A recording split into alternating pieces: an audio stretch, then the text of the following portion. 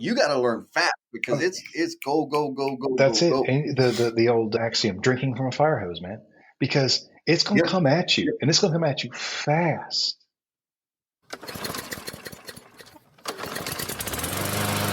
What is going on, L&M family? Back again with another super awesome human being. He is a nomadic estimator, helps contractors go after more pursuits, and not only helps them go get more work, helps them refine and optimize their estimating processes. Y'all already know it's kind of crazy. Like, man, I get to talk to so many smart people.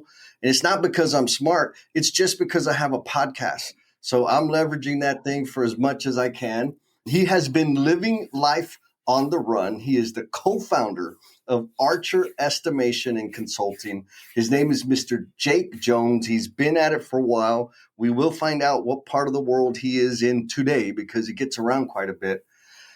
But before that, if this is your first time here, this is the Learnings and Missteps podcast, where you get to see real, super awesome human beings just like you sharing their gifts and talents to leave this world better than they found it. I'm Jesse, your selfish servant, and we're about to get to know Mr. Jake. Jake, how are you, my friend? Man, I am fantastic, Jesse. Thank you so much for having me on today. Yeah, man. I'm excited. I was looking at my schedule. I was like, oh, I get to hang out with Jake. This is going to be Right? good. Yeah. So where are you in the world today, So my right friend? now we are in Santiago, Chile. And so we started a digital nomad kind of trek with our business. And so we are working our way through South America right now. We've been to Buenos Aires, Argentina, been to Montevideo, Uruguay. Now here we are in Santiago de Chile. Next week, we pack everything up and we're headed off to Peru for about 8 weeks. Dang. So already next week, you're heading on to the next we stop. spend about 60 days in each place. Oh, okay. So I got like a real softball question for you. All right, You ready? lay it on me. What have you learned about yourself while on this nomadic journey? I have learned one of the coolest things that I have learned about myself is that all of the stuff that I used to carry around with me, that used to fill the space and the places we lived and all of that I really need almost none of it. That's been the biggest thing, is being able to simplify myself down to the absolute, almost bare bones.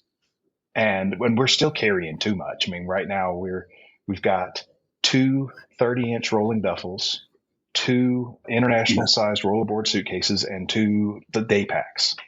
And we're going, man, we really still need to shed some stuff. And so we're shedding stuff every stop we make. Something doesn't make it back in the bag. Okay. Man, so I'm down with the minimalist idea, but paring it down that much, what was that like? Was it simple? We're just going to take this stuff, or was there some kind of emotional turmoil in deciding what's going to stay, what's got to go? Honestly, it's a journey that has been going on for years. We started off, we moved in 2017 from Middle Georgia up to Nashville, Tennessee. And when we moved, it was me, Heather, and her mom. Her mom lived with us at the time. We were taking care of her, and our two small dogs. And it took us a 53-foot van trailer and a 26-foot U-Haul to move all of our stuff to Tennessee. And so we had that much stuff, man. And we paid for storage units and all this other stuff, just like everybody else does. And so we kind of went, all right, we got to start paring down. And when we moved in 2022 from Tennessee to Pennsylvania for another job move, we moved in an 18-foot box truck. And it was Heather and I at that point. But we went from all that much stuff down to that. And so ever since then, we've been and you slip and slide a little bit. And the longer you stay somewhere, the more stuff you get one thing, two things, three things. And so you wind up accumulating again. But when we decided we were going to do this nomadic trek, we said, we're just going to lay everything out and go through it. And probably shouldn't say this, but we did. You're familiar with the Marie Kondo things that you hold something and does this spark joy. Oh yeah, yeah. I love Yeah, yeah. you. I, Release I it. heard Yeah. about this one on Reddit a few years ago, and it's the exact opposite of that. It's the poop test. Okay, Oh, if you hold something in okay. your hand and you go, if this had poop on it, would I clean it off or throw it away? Okay. Yeah. So, So so that that was was it. it. Like, hey, nope, That's changed it. it. And so now we have very small wardrobes. You can wear all the same stuff several days a week. It's fine. It just Mm-hmm. washes.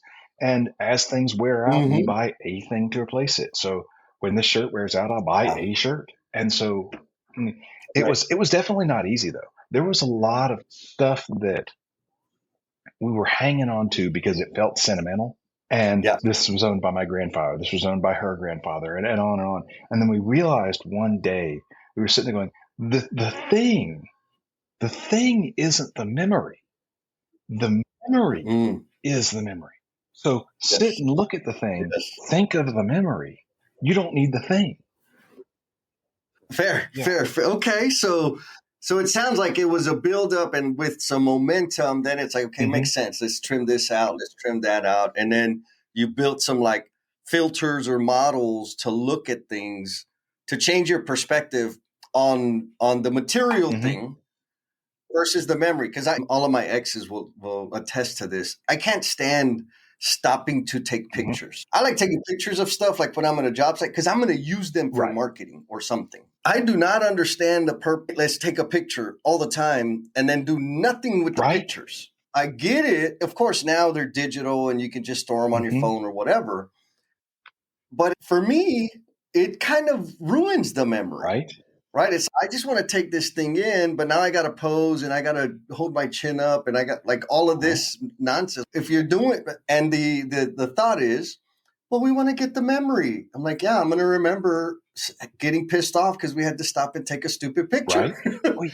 And before we had to do that, my memory was great. It was awesome. You see these people that go to concerts now and they spend almost Yes. the whole time holding their patented phrase, their distraction rectangle with a camera on up in Mm-hmm. front of their face. You're going to watch Dave Mm-hmm. Matthews play a concert. You're not going to take a glitchy, grainy video of it with the sound quality is going to be like crap. Go and enjoy the thing.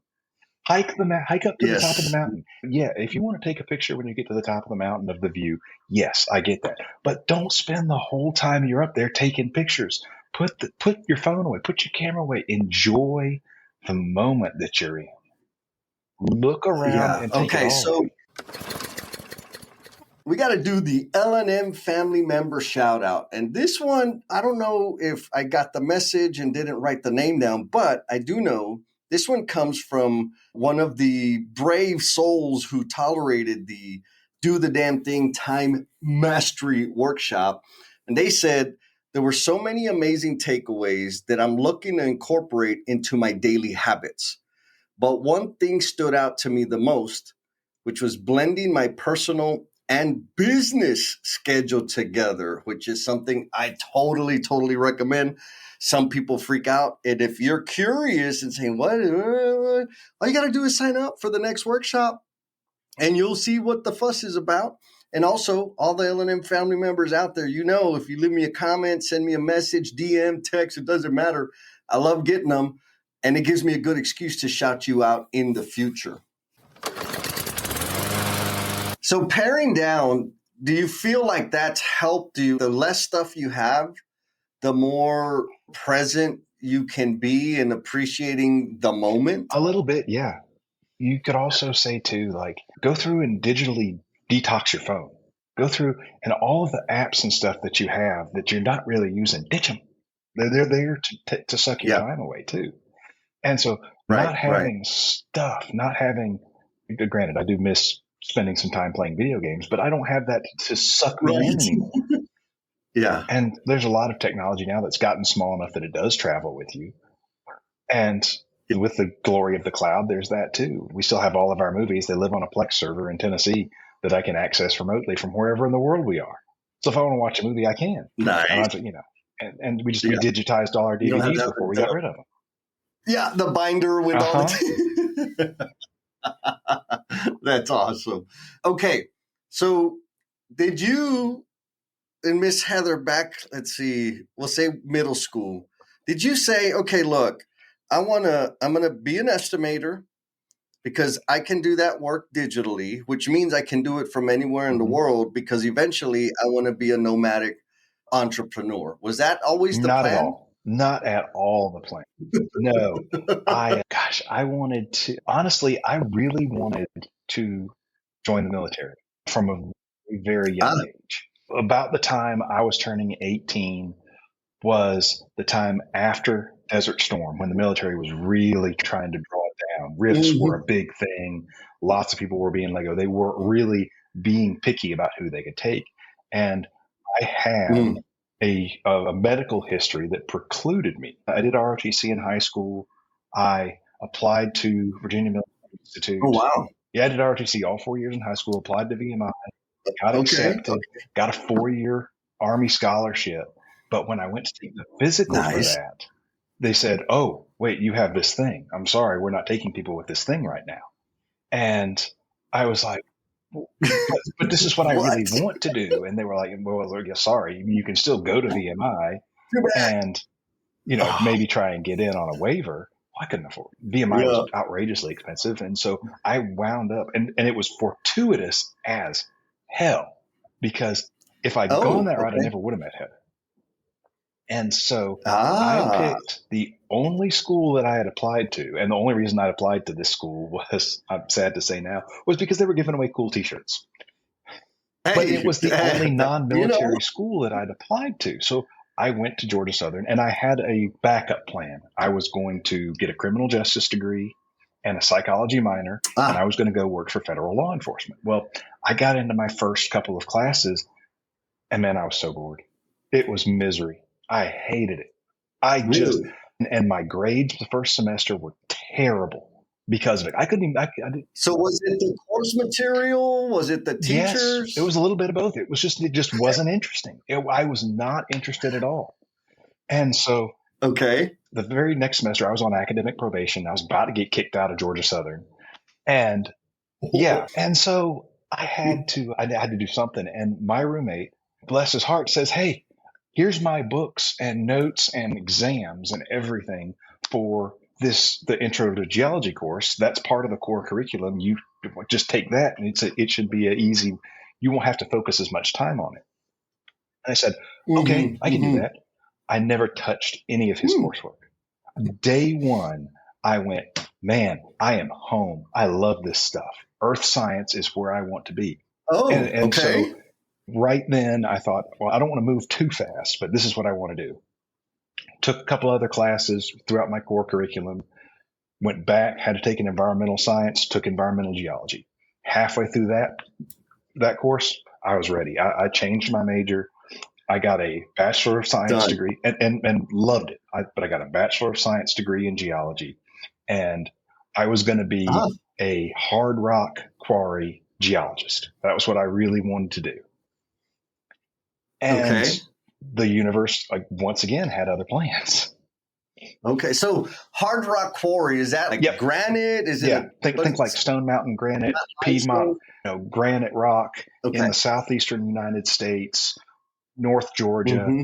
granites, diabases, diorites, that kind of stuff.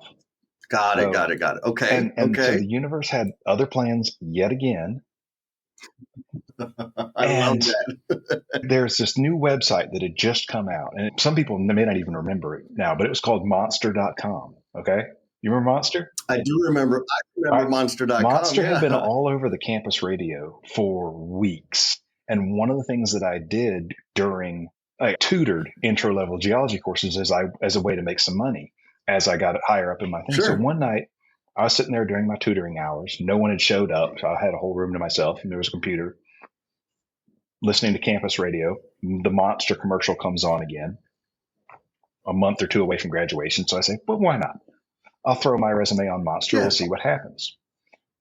Lo and behold, Tuesday morning, I get a phone call from a company that, and it was weird because the guy was like, "Hey, here's our website. This is what we do. If you're interested, call me back." And that was basically it. That was a phone call, not like a message. That was his phone call to me. I went and looked at it, and it was a company that specialized in high hazard compressed gas cylinder and piping remediation. These guys, if you have one of the big oxygen acetylene bottles or various other things, ethyl methyl chicken death, and these guys were the guys that would come in, they'd put on chemical suits, respirators, and they would treat the stuff in those cylinders and make it safe. Okay. And I looked at this for all about 5 minutes, and it tickled my scientist brain. And I said, I think I'm going to apply for this job. A little bit of adventure there. Yeah. Applied for that job, got it, worked it for a year and a half, and it was one of the coolest things I ever did. I mean, we literally, it was pure cutting edge chemistry and physics every day. That was what the job was practical chemistry and physics. And I ate it up and wound up getting a job after that with an environmental consulting firm. And it's its own long story. I won't go into it, but I wound up going to work for a consulting firm. And so that was when I learned about billable hours and lived and died by them. And I had a mentor who was a chemical engineer, brilliant guy, still my mentor today. He and I still talk. Nice. And totally changed my life, because there was one Wednesday, I think it was, and I wandered down the hall to Andy's office, and I said, "Hey man, do you got anything else I can work on?" He said, "I thought I'd given you enough to keep you busy through the middle of next week." And I said, "Yeah, but I'm done." And he went, "Go check it again." I was like, "Double check it." No, yes. I've already done that. I can't polish that turd no more. I got it. And he goes, "Hey, give me something." He said, "Jake, I need you to understand that in the consulting world, getting it done early in less time right now is not necessarily a good thing." And I said, "Okay." And I turned to walk away, and he goes, "Where are you going?" I said, "I've got some stuff I can do." He said, "No, you're not going to go ride the clock till Tuesday and charge hours on these jobs. That's not how this works either." And so he turned around and shuffled around on his desk, and he hands me a folder, and he says, he says, "Jake, I need a budget put together for this project. I want it by next Friday. I don't want to see it sooner. I don't want to see you sooner unless you have questions. And I want it complete." And I said, "Okay." And I went back to my desk and I sat down trying to figure out how to put a budget together for this huge environmental site in Pennsylvania. And having no clue what I was doing, I just took it stepwise. Like, what's the first thing? Who do I need? What kind of people? And then I started making phone calls and finding vendors. And the next Friday, I took it in, I handed it to him, and it was about this thick. And he looks at it kind of, and he opens it and he flips through a couple of pages. You told me to be thorough. And he stops and he closes the folder and he kind of closes his eyes for a second. He opens it up and he flips through it much more slowly. And he's just kind of shaking his head a little bit. And I'm thinking, oh my God, I've screwed this up. I've messed this. I've wasted all this billable time. Now I'm going to have to go fix this on my own nickel. And he closes it, and he closes his eyes. He takes a deep breath and just sits there for about 15 seconds. And if you've ever been on the receiving end of something like that, that's the longest 15 seconds of your life. Just hit me already. And he opens his eyes and looks at me and he says, "Jake, I'm afraid I have to tell you something. You're in the wrong job." And I'm like, "Oh my God, how bad did I mess this up?" And he said, "This is phenomenal work. You are an estimator. You have a skill. You should be doing this with your life." And I said, "Oh, okay. Well, what does that mean?" And he said, "Yeah." What does that mean? Yeah. And he just kind of shooed me away and told me to go find something else to do. And so it didn't really go anywhere for another, 6 months or a year. And then I went to work for another company running an office, and being an emergency responder for roadside private hazmat cleanup and running an office in Atlanta for this company. And one of the other things I had to do in addition to doing spills was try and find something to keep the guys busy to generate some revenue while we waited on spills to come in between. Yeah. And so I hooked up with the local Safety Clean branch and the local PSC branch and several other folks, and ran around looking at industrial cleaning projects, tank cleans, pressure washing in parking lots that had oil and stuff on them, and started just churning out little estimates for this kind of work. And from there, realized, okay, I really do have a bent for this. After ER, But you enjoy yeah. it. Oh, Like, I do you love enjoy it. that? I love it. There's Okay, nothing better for me got it. than getting a set of plans and taking it apart, figuring out how to put everything together, figuring out what all it's going to take, finding all the parts and pieces I need, and then taking all of that and putting it into a box and making something of it, and then turning it into and to find out whether I won the job, to find out whether Right. and not only did I win the job, did I win the job with a good margin? Am I close to second? There's a weird thing about estimators. We have this thing, we don't ever want a gap. If we're the low bidder, the Yeah. ultimate thing to do is to be the low bidder and be pennies away from second place. You're always kind of trying to refine that and figure out a way to make sure that your pricing compares to the market pricing, to the point where you're not leaving money on the table. You're not winning jobs by a vast margin, because if you're closer to second, that tells you that A, your bid is tight, and B, you've maximized Yeah. your profit opportunities. Okay. So the time with the consultant, it sounded like he wanted to make sure that you were being Mm-hmm. thorough. He gave you an assignment that triggered all the thoroughness Mm-hmm. within you, right? Because I'm sure that level of getting that detailed or enthralled, that doesn't happen to everything you do. It's specifically in this Yeah. estimating Yep. environment, yeah. And so the science, the thread of the scientist still kind of Mm-hmm. plays all the way. I mean, you're at this point in the story, you were doing this for a hazmat company that does Right. cleanups and stuff. So you're still connected to the thing. Yep. But even just estimating in and of itself, like there's a theory, you got to prove the Right. theory, submit the theory for peer review, which would be submitting the Right. proposal. And then if they accept it, or they'll let you know where you are. And yes, I Yep. proved it. Scientific Yeah, method. that's it. Yeah. And then after that, I got into like public work and into utilities. And that Mm, was where that's where the drug comes in, because there's a drug mm, called a public bid opening. And anyone out there that's ever been to one knows, you go into a room, your bid is in a sealed envelope, and they open the envelope and they read all the bids out for everybody to hear. And it's yeah. instant feedback. And that's addicting, because then you really get to a chance to you build up to it, and you're sitting there and your hands are shaking and you're sweating and you're thinking about all the parts and pieces that you've put together in this bid. And Yeah. so Yeah. that was where I really discovered I love what I do. Yeah. And I worked for a company that did everything the old fashioned way. I mean, these guys literally, when I started with them in 2013, they hand wrote their takeoffs, faxed them to their Yeah. material suppliers, and did the math longhand. And so I came in with my experience in having to churn these things out very quickly. And I said, hey, Yeah. let me optimize this. Hey, let me make this better. Let me take your handwritten thing and let me turn it into an Excel spreadsheet. So now Yeah.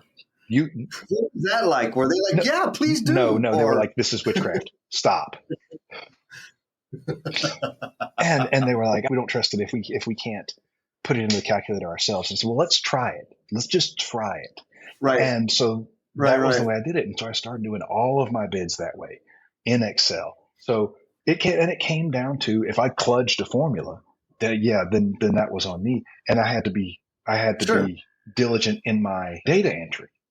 But at the same Yes. time, what would take them an hour of longhand math, I could do in 20 minutes of keying things into an Yeah. Excel spreadsheet and then flipping to Yep. the end. Yep. And now I was writing my proposal while they were still figuring the job. And Yep. so that was what birthed my, I got to make things better. I can tweak stuff. And so it went from there to, as they started bidding more municipal work, well, we started bidding bigger municipal work and huge DOT projects. And then it was, Yeah. we had 30, 40 pay items at the end of the day that we had to Mm, split our costs down into. yeah. And their old fashioned way of doing it was adding up the material, adding up what they thought the labor would be, and then dividing it by. And so you were flipping pages and trying to find some of this stuff, and it was a bear. So I Yeah. created a spreadsheet that you could copy and paste. It would go out and actually find stuff. And so it Mm. really sped that process up. And I went, I'm on to something here. Yeah.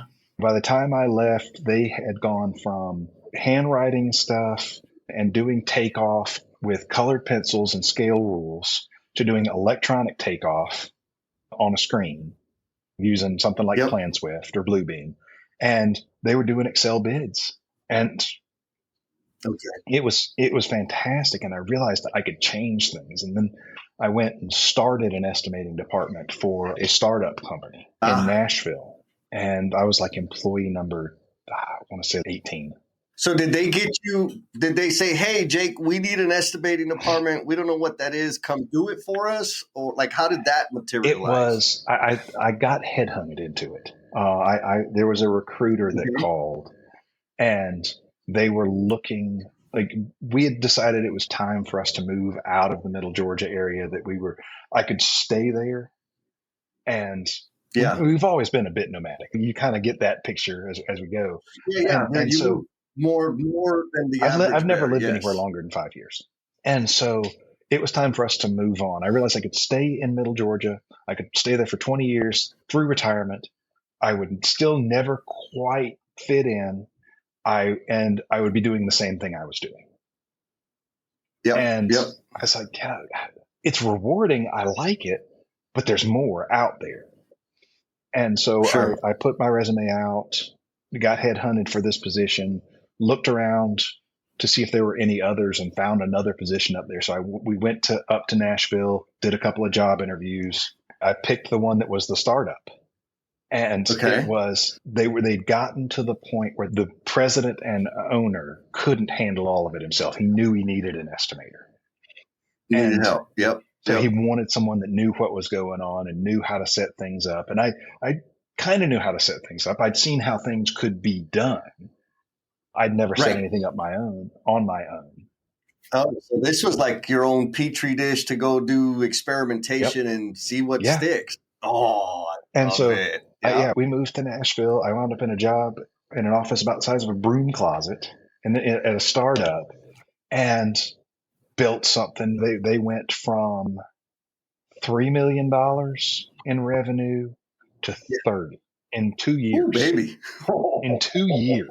That's painful. That must have been just get it, baby. Get it. Let's go. And for the first year and a half, almost 2 years of that, I was the estimator. And it was, I mean, you talk about wild and woolly, man, there were times when my days started at 4 a.m. and went till 6 or 7 o'clock at night, 5 days a week. And then I'd usually put 6 or 7 hours in on Saturday. It was, but it was I still felt rewarded. I was killing myself, but I still felt rewarded in what I was doing. Sure. And so with any company that grows that fast, you wind up seeing there are problems that come up with it. And we went from Excel spreadsheets to massive multi-page, multi-tab tiered spreadsheets to estimating software, to heavy bid. And I had help. They'd hired a couple other estimators. I was still just at that point I was burned out and I just wanted out. And so it was time to go. And so off I went to another company in Middle Tennessee.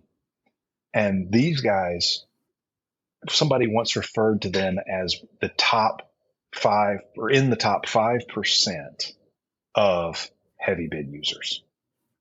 I mean, what does that mean? They literally, this company had a team of 5 or 6 estimators and 3 juniors, 3 seniors, and an admin. And they estimated on the order of $1 billion worth of work a year with that team and heavy bid.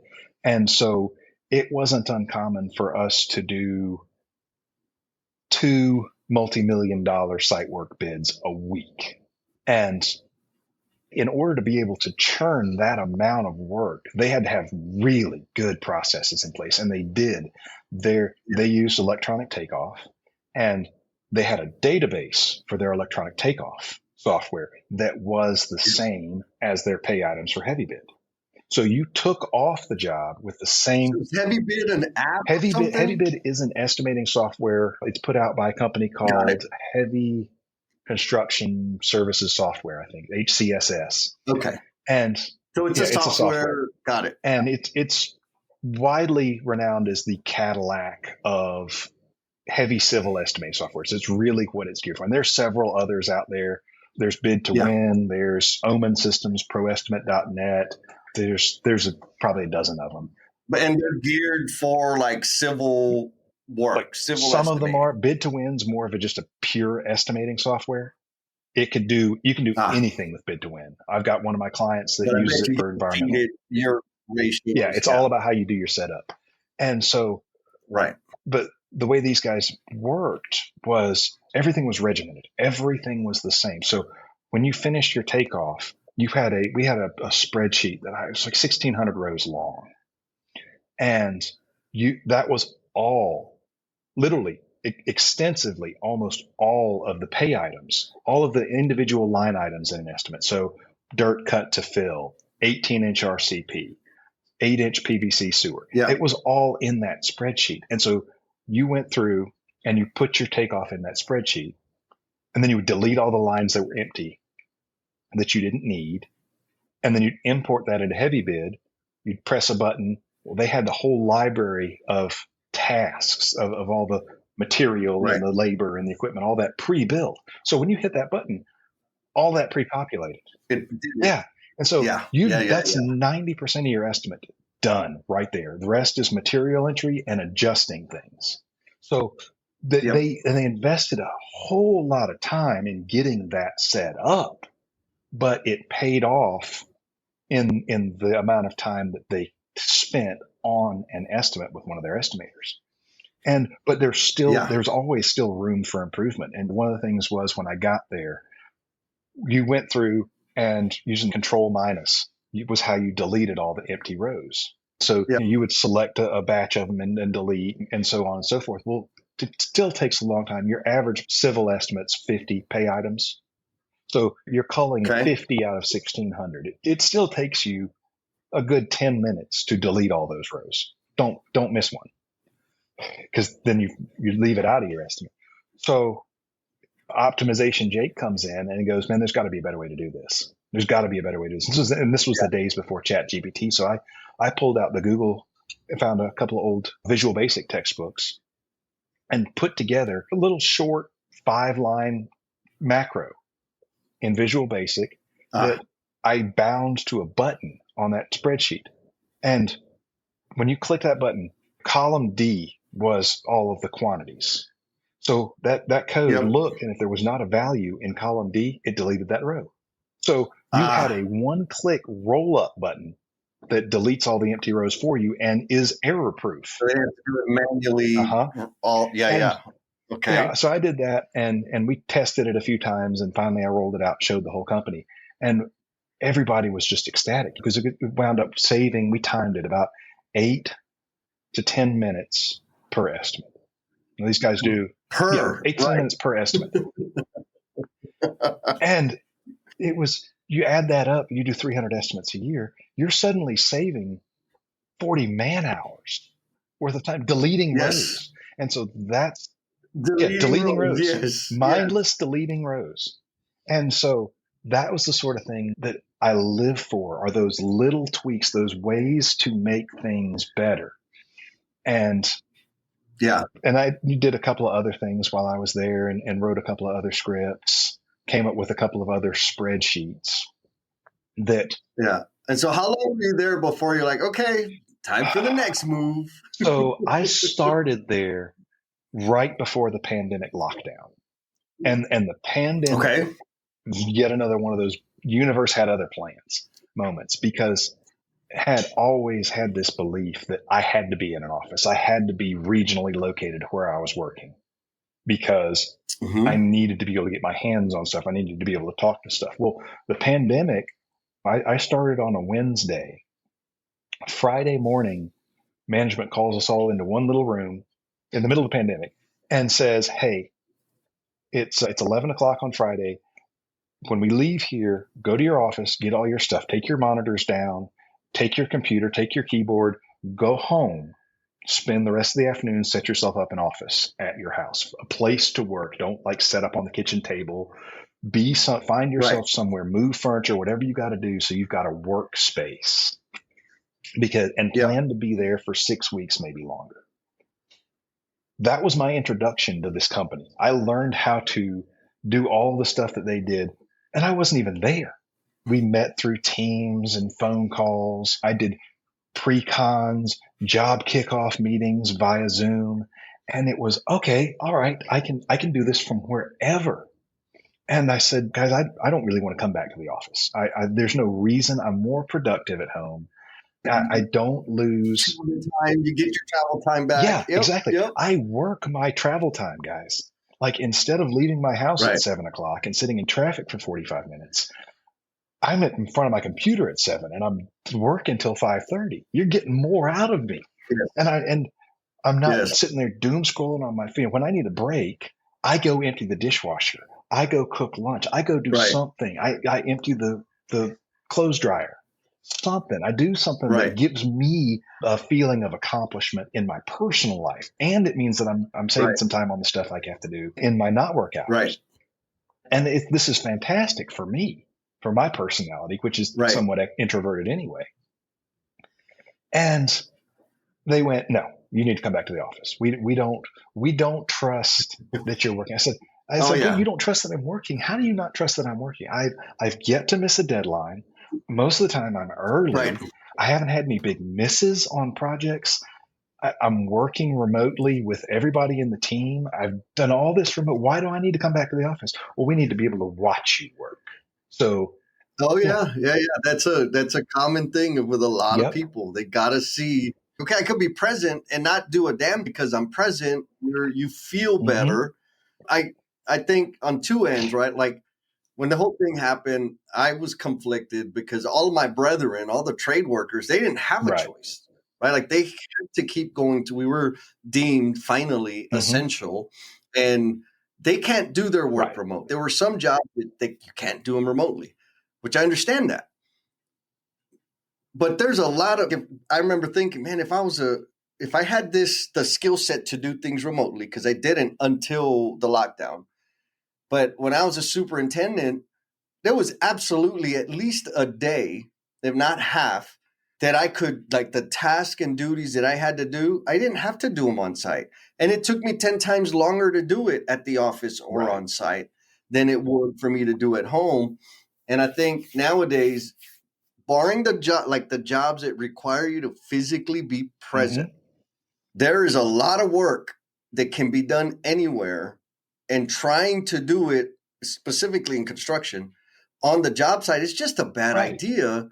And I think leaders out there in construction, it's not that people need to show up to the job site. It's that managers, leaders need to learn how to lead and support remote Yes. workers. I think a mix is absolutely the right answer. What that looks like for people is Right. different. And some people really need to have. Some people need there are personality types Yeah. that need to go to an office, that need to interact, that Yes. need to, but at the same time there are plenty of personalities that don't need that don't Oh, want yeah. to be watched, that don't want all the distractions of the water cooler talk or people. That was one of my biggest time sucks, was my Yes. coworkers. I like my coworkers. My coworkers were fantastic that I worked with over the years. But one of them would hit a point where they needed a break, so they would come talk to me. Well, I'm not And distract at a you. break point. I'm up to my eyeballs in trying to get this estimate out by the end of the day. I now is not a good time.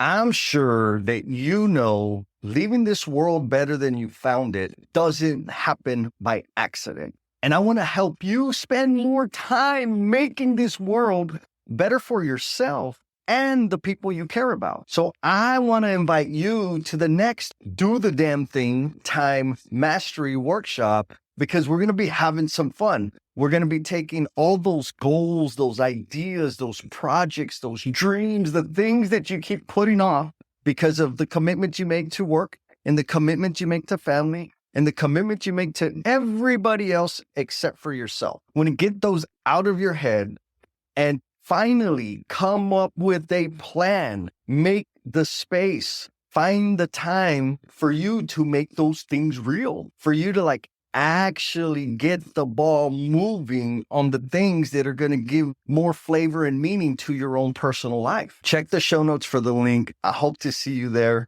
and back to the show.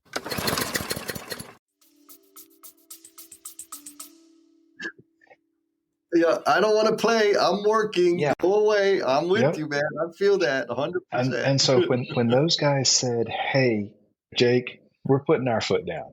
You can either come back to the office or you can go find another job." And I said, "Okay, I'll see y'all in the office on Monday." And I hung up the phone and I pulled up LinkedIn and I pulled up Indeed and I started job hunting in a hurry. And the nice thing about being a skilled estimator is that there's always opportunities. Always. And so it didn't take me long to get on the horn with a couple of guys out of Pennsylvania that their chief estimator was getting close to retiring. They needed someone that was capable. They already were working remotely anyway because they were scattered out. They had people in Pennsylvania. They had people in New Jersey. They had people in, I think, Virginia. So it really wasn't that big a stretch for me to be their chief estimator from Tennessee. Yeah. So I turned in my notice. I got the surprise Pikachu face. What do you mean? What do you mean you're resigning? Oh, I took. Bro, they're gonna let me do it from wherever. Yeah. I said, well, you told me to come back to the office or find another job. Well, I wasn't going to quit right then, but I did find another job. And so that kind of catapulted me into, now I'm estimating remotely and doing really well at it and hitting margins and not missing things. And I had people that if there was a site visit necessary, there were people that could go do that site walk for me. And we wound up moving to Pennsylvania, not necessarily to be where their office was, because I wasn't. I was 2 hours away, but just to be more in the area where they did work, so that if I needed to go do something, I could. And it worked out beautifully.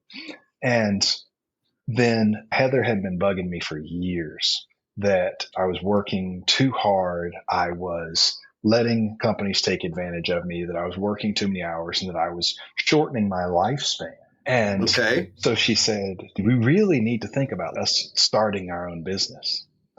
And I said, yeah. No one's going to freelance out an estimator. And I thought, what? And I kept thinking about, well, maybe. And so finally I had a couple of just two really, really bad days in a row. And I took some PTO. We went off and then ticked off a bucket list item that was a couple of states away, that a couple of days that next week. And on the way back, we were driving and talking, and Heather said, you should think about setting up our own business again. And I said, I'm ready to talk about it. And we hashed it out. We laid out the business plan and the details on the way back home.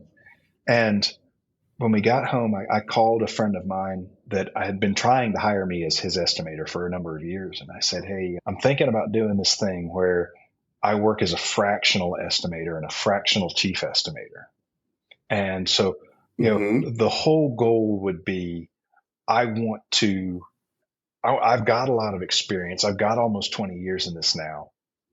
I want to be able to give back to some of the smaller contractors, and if people that need an estimator but don't necessarily have the budget to hire one full time, they're not bidding enough work, or they don't have the budget to pay someone that has the level of experience. They're stuck on entry level and they don't have time to train. And I said, do you think that's anything you might be willing to try? And hell yes. And his response after about half a heartbeat was, I have 4 jobs that you could estimate starting tomorrow. And I said, I'll send them to you right oh, okay. I said, well, tell you what, let me sleep on it. Let me talk it over one more time with Heather. Let me make sure this really is what we want, and we'll give it a shot. And so I called him the next morning and I said, hey, guess what? It's tomorrow. I'm ready. And he sent me the first 4 jobs, sent me a login into his estimating software. And we started the paperwork to create Archer estimation right then. I mean, that was on Monday. Right. We were off and running to the creating the LLC and everything else. So I worked for this guy nights and weekends for, I said, we didn't start the paperwork quite that quick because we gave it about 6 weeks of me working nights and weekends in addition to my other job to make sure that it was, to make, but is it going to stick? Yeah. Is it going to stick? Is it going to work? But you know, that's the thing.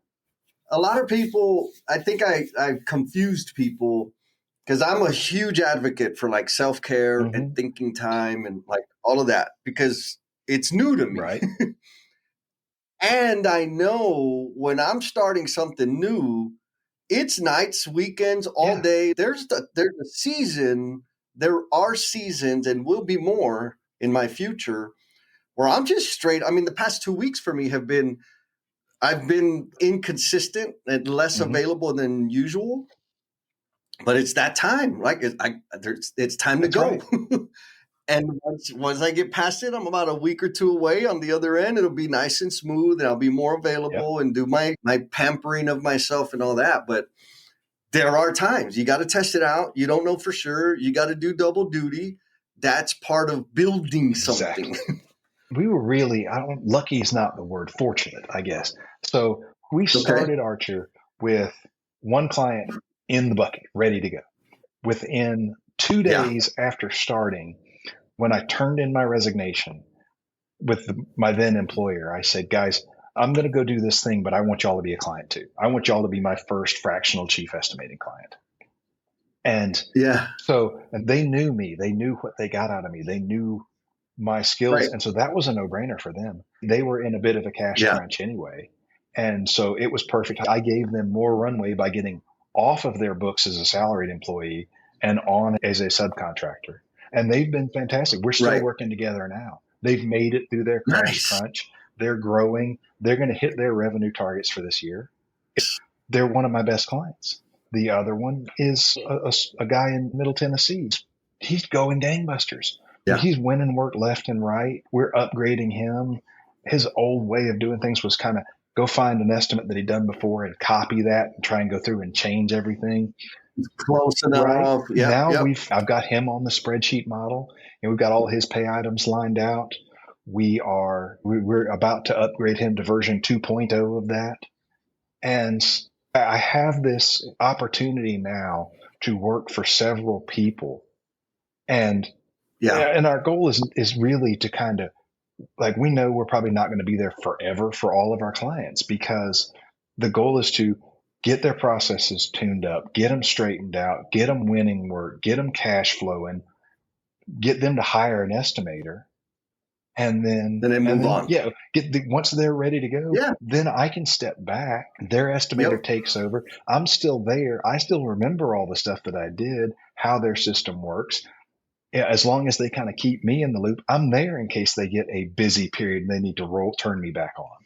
Of course. Now, these services are specifically in the civil world, Not necessarily, no. So I work in both the civil and the environmental remediation world in the day-to-day. Okay. That said, estimating kind of boils down to 4 main things. And those 4 main things are, what do I have to buy? What materials do I need to accomplish the task? What people do I need to send, and how long are they going to be there? What equipment do they need? And then the 4th is what subcontractors do I need to round out my bid package? And so that can be done. I can do that for anybody. There'll be a learning curve, obviously. And some folks, the learning curve is just too steep. We had one contractor that called us that did mostly residential renovation work that was done really without plans or very rudimentary plans. And we finally said, I know I'm capable of doing it, but I don't Yeah. necessarily, it's not the best fit for right now. With the workload that I've got, with Right. the workload that you've got, I don't have time to learn. You don't have time to teach. It's not a good fit. But at the Right. same time, if you've got a process or you're out there trying to figure out how can I make this a process, come to me with these are the four things and this is what Right. we do. These are our most common pay items. That's the bones of it. We take and build from there. So you went from the pressures, long hours, high volume of workload of one company and said, you know what? I want to do it for multiple companies at the same Yep. time. Yeah. How has that played out in terms of the amount of time and energy that you commit to the work? Is it the same? It is a lot the same. And that's because this is one of my growth edges. We've talked about this before. I could work myself to death easily. And Mm-hmm. so Mm-hmm. now I constantly bump up against my ceiling of the amount of work Ah, I can take on. But I work really hard to only bump up against my ceiling and not exceed it like I used to. At yeah. least not for, there are times when the bid's due, the bid is Right. due. Right. But at the same Yes. time, we're working to manage our time effectively, to not take on more work than we can get to. So for somebody out there that has the inkling of being a fractional, whatever, right? Because there's estimating, there's marketing, there's all Right. kinds of different, well, I call them support roles for a business. What would you recommend? What do they need to look out for and be aware of that kind of bit you in the ankle because you didn't see it coming when you started?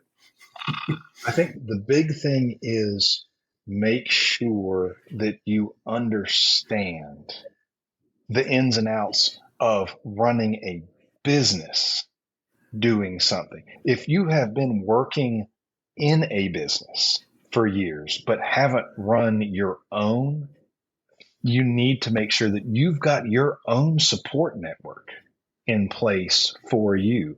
You need to make sure that you have a good attorney. You need to make sure that you have a good tax person that you can trust, that can give you good information. I think that those were the two things I think that chewed on us a little bit in this process. Your work, you know what you do, Right. what your deliverables are. You know that all day long. Think about Yes. all of the stuff that goes into running a business and make sure before you launch, think about that and think about how you're going to handle the back end of your business. How are you going to do your Yes. invoicing? How are you going to get paid? How are you going to follow up? And Yes. I got really lucky in Heather because she founded the business. And so she's active in it as she can be. And so she runs the Right. business side of Archer. We make all our decisions together, but she does all the invoicing. She follows up and gets paid. She handles the taxes for the most part. And so all of the dirty, icky stuff that you have to do to make a business run, I got really lucky because she does almost all of that. And I just get to do what I love. Nice. I just get to estimate. And Yeah. Yeah. so that's, make sure too that you're leaving yourself time for that. Don't book yourself up with 50 hours of billable work of client work and get Yeah. Because you still have 40% of multiply that hour booked time times yes, 1.4. That's how many hours you're going to be spending doing follow up, check right, in, like all the other all the stuff. It's a lot. yes.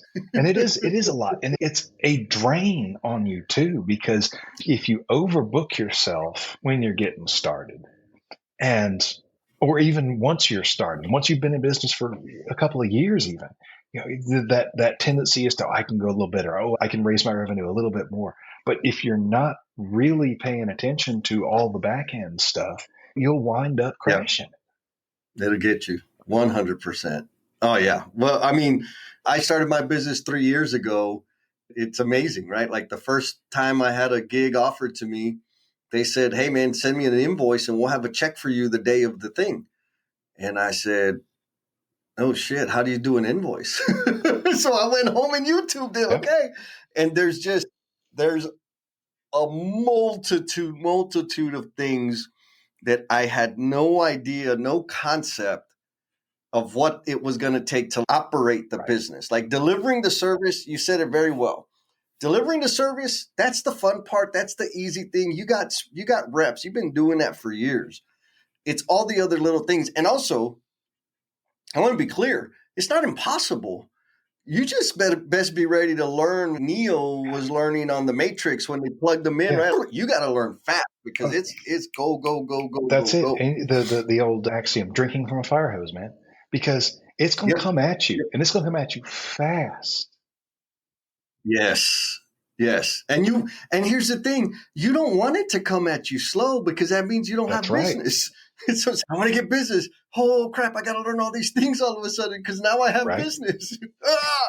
But it's amazing. It's exhilarating. I know for me, I was a gamer for a long time, and I swear it's like playing a video game. For you get different levels, you fight the boss, you get new skills, you get new power-ups, you're ready for the next level.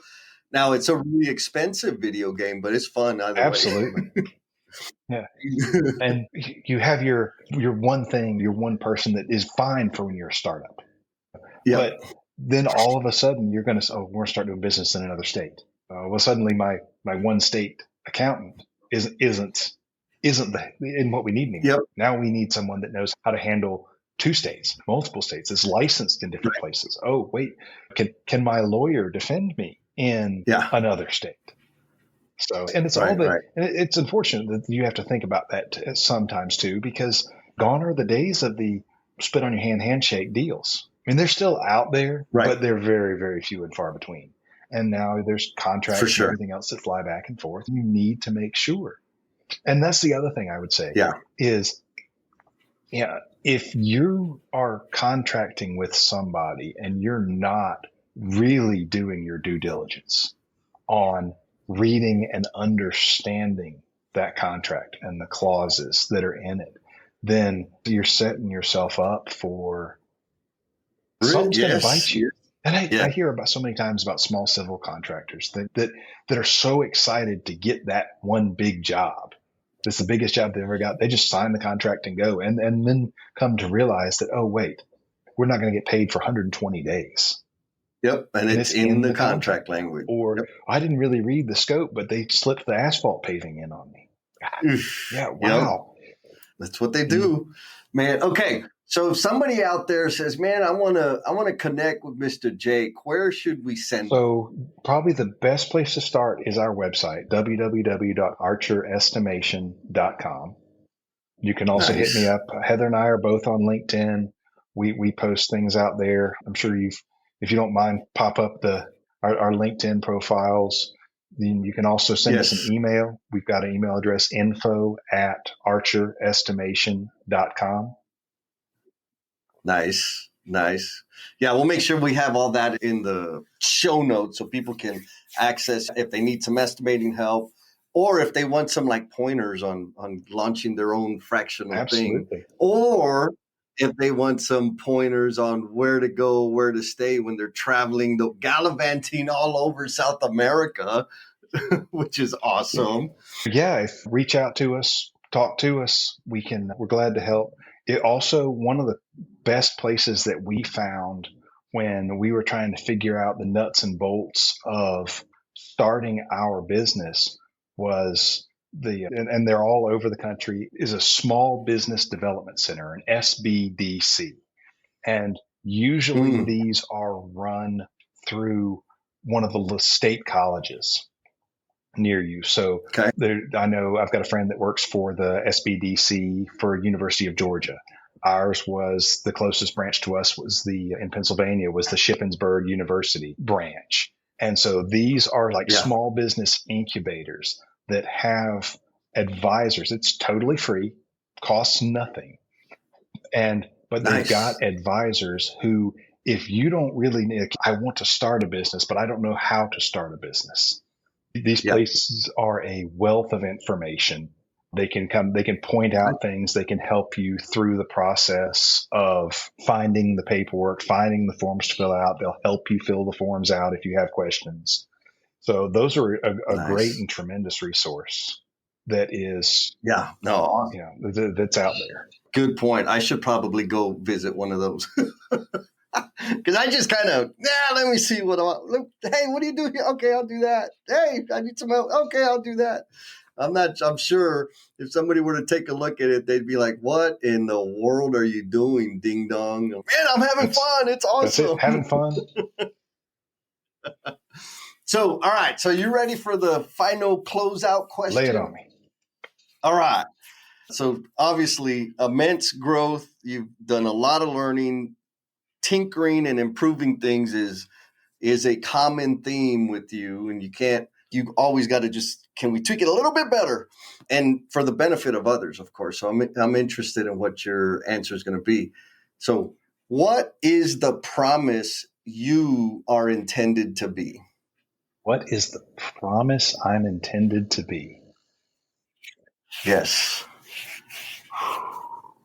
I would say the promise that I am intended to be is a promise that it doesn't always have to be the hardest way to a solution. That there are ways to optimize. There are ways to save and build on the information that you've already got and the knowledge that you've already got to leverage that into a better, a brighter, and a more efficient workflow and tomorrow.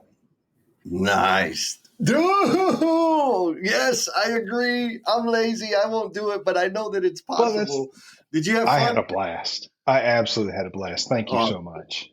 Hey, man, you're welcome, brother. Thank you for sticking it out all the way to the end. I know you got a whole lot of stuff going on. And in appreciation for the gift of time that you have given this episode, I want to offer you a free PDF of my book, Becoming the Promise You're Intended to Be. The link for that bad boy is down in the show notes. Hit it. You don't even have to give me your email address. There's a link in there. You just click that button and you can download the PDF. And if you share it with somebody that you know who might feel stuck or be caught up in self-destructive behaviors, that would be the ultimate. You sharing that increases the likelihood that it's going to help one more person. And if it does help one more person, then you're contributing to me becoming the promise I am intended to be. Be kind to yourself, be cool, and we'll talk at you next time. Peace!